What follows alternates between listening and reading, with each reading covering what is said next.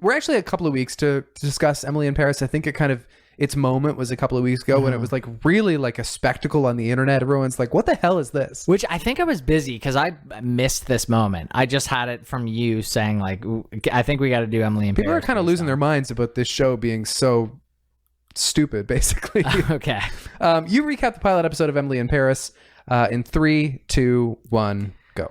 Okay, so Emily is working for like a brand management company in the States, and her partner is supposed to go to Paris and she's supposed to get a promotion, but her partner's actually pregnant. So she moves to Paris and like says goodbye to her boyfriend, and we're going to be in touch, but it's all good. Goes to Paris. Not many people really like her at the new firm that she's kind of like trying to work at. She doesn't fit in. She doesn't speak French. And in the end, she just is still going with the fake it till you make it kind of thing. She has phone sex with her boyfriend. My time's up, obviously. Yeah, but imagine going as slow as you did and still having time left over at the end because you said everything you needed to say. Okay, yeah. Oh, I don't think Kate Walsh is her partner, by the way. Isn't Kate Walsh her boss? Who's like... Yeah, so like, I don't know what they're... Maybe supervisor? Yeah, and then just like all Possibly of a sudden... And by the way, like, Kate Walsh is like, I'm going to Paris, la-da-da-da-da. Pukes in a bucket. Next scene, Emily meets her boyfriend at the bar and she's like, guess what? Sheila's pregnant.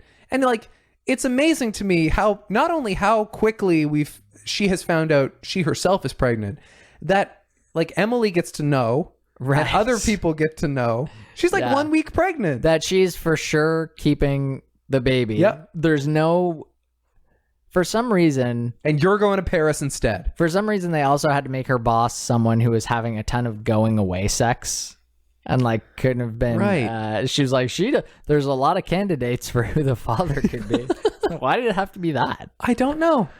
Well, there's, like, all kinds of, like, stuff in this show that just doesn't need to be there. And the boyfriend's like, I didn't even think she was young enough to get pregnant. She's like, neither did she. And like, how old is she actually? Does she not know if she's gone through menopause? So it's Kate Walsh, right? It's Kate Walsh from Grey's Anatomy and Private Practice, who we haven't seen in a long time. She popped up on the Comedy Central roast a couple of times. But yeah, and then of course, Emily is Lily Collins, daughter of Phil Collins, subject of the song from Tarzan, You'll Be in My Heart. Right, yeah. Kate Walsh is 53 years old. It could happen. It's happened before. 53? Sure, that could happen. But Emily, precocious and open-minded about Paris, gets there, doesn't know how they count floors and buildings, and is not very warmly welcomed. In fact, the show is kind of xenophobic about France. They're kind of like, isn't everybody in Paris the meanest? Right. Isn't everyone arrogant and also hating Americans, which might be true. She meets this random lady at the park, and this lady's like, in China, they're mean behind your back. In Paris, they're mean to your face. It's like, I don't know what part of that is most offensive.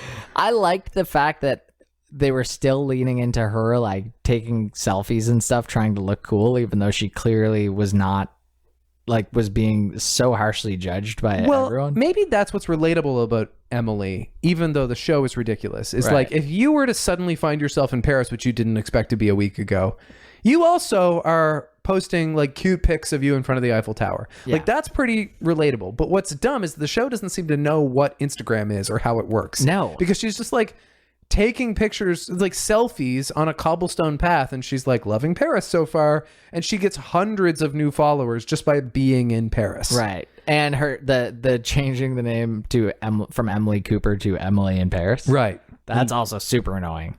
Yeah, super annoying. Yeah. And what was the phone text scene? So bizarre. I did not really understand. This was like a largely G-rated show until they're like getting into it. I was like, did I miss stuff going on? Like, were there any like F-bombs or anything? Because they're both masturbating under the sheets right now. And except not really. Like, he's like, you should get naked. And they both have their covers up to their shoulders. True. And then he jerks off and goes to sleep or something. It still felt relatively American Pie to me, though. I guess so. And then she gets her vibrator out, and as soon as she plugs it in, she blows a circuit to the whole country of France, I think. Right.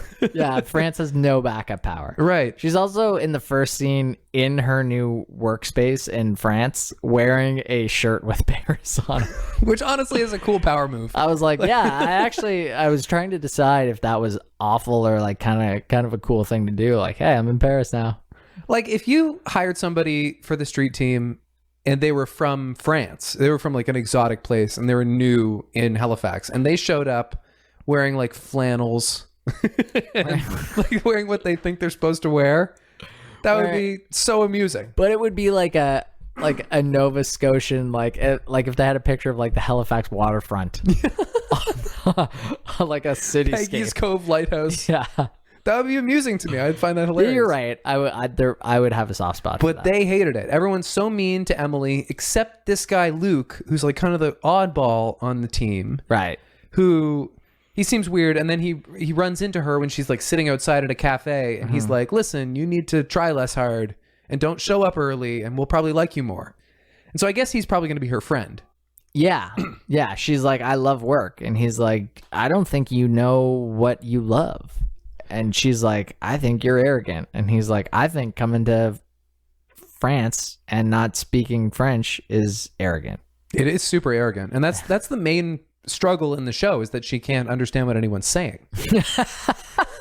Which is a bizarre place to start a show. It is. And I don't know how they're going to get around that going forward. Is everyone just going to start speaking English to Emily?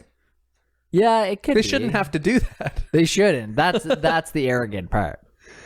Luke likes her ideas. Luke tells her, we're all afraid of you because your ideas are so good. And we have not seen Emily have any good ideas up to this point. In fact, she doesn't seem to really know what social media is either.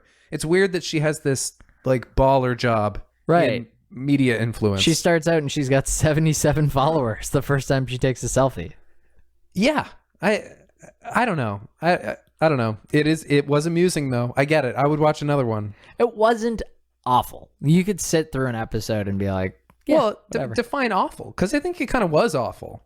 No, but it was watchable. It was definitely awful. But as far as like watchability goes, you can somehow like sit through it. I think that's what people have been doing. Yeah. What kind of a company is it? It's just a marketing company. Yeah. Generically. Yeah. I think I thought it was like a fashion company, but maybe that was just the cliche of it all. No, I think it seemed like a super bargain bin Devil Wears Prada. I think he works in like they're a high fashion luxury brand. Okay. And he's like, yeah, but you haven't done anything with high fashion luxury. And she's like, no, but I've got some ideas. This is my favorite line. It happens in the opening scene of the show. Okay. And Kate Walsh is like, can you try on this perfume? And Emily's like, it's like I'm wearing poetry. And she says, I love that. Yeah. I was like, oh, this is going to be a good show. Yeah. I'm so here for the show. I can't wait for the new Aaron Sorkin movie on Friday. Right. Yeah, it was not very good. Created by this guy, Darren Star, who wrote every episode of Sex and the City, by the way. He's like, he's like, the quality doesn't match for some reason. He's got like a long history of writing these like chatty female-centric shows. Mm-hmm. Some of them good, some of them not so good. Also worked a lot on Beverly Hills 90210. I don't know why you put together a show like this. Why is this your passion project if you have like a lot of power in Hollywood? I truly don't know. Mm-hmm. Money, I would say, is probably the answer. People are starving for content right now, and maybe they picked it up late. Like it wasn't even supposed to run. Well, like you said, it's an MTV production. Like maybe it got moved to Netflix. I don't know. If you want to turn your brain off, you're not going to be offended by it. It's just not good. Yeah, I'm going to say don't watch it. I'm not going to recommend it to anyone. Sure. But I can't in good conscience give it my S. No. But I also don't want to discourage you from watching it. I'm also not going to like judge you or guilt you for watching it, because I kind of get it. Right. I mean, but can we name any shows that we would judge or guilt someone for? This is a bit of a pedestrian answer, but I really can't understand Keeping Up with the Kardashians being high entertainment. Really? No, I can't. That shocks me. Just ugly. It's just ugly. And it's an exploitation of once young people. Like, it just feels like Kris Jenner, like, sexually exploiting her children for $1 billion. Mm-hmm. It feels ugly to me. Well, yes, I that sure is ugly. And I'm okay with trashy stuff as long as everybody's in on the joke. And I just feel like somebody probably got taken advantage of in the Kardashian empire. You feel like Kim Kardashian got taken advantage A little of? bit, yeah. Yeah. I'm not saying she's like totally innocent. But there's definitely shows where I would like, if I found out people were watching it, I'd be like, ugh. Sketched out by you. Yeah, but I like a lot of shows that are not Citizen Kane. Mm-hmm. Well, and like the sheer volume of people that watch the Kardashians is. That's why I think it's a pedestrian thing to say, and it also just kind of sounds like I'm being, a little bit contrary. I'm not saying like, well, that thing's popular, and so I think that's the downfall of civilization. I don't think that. I just think like probably it's bad for you. It's gonna hurt your brain. Right. Yes. Yeah. It's definitely not challenging you in any way. But again, you don't have to be challenged. You're not going to be challenged by Emily in Paris. No, that's true. But it's not going to hurt you either. It's not. And also, I kind of think Emily in Paris knows it's preposterous. I don't think it's completely self-unaware.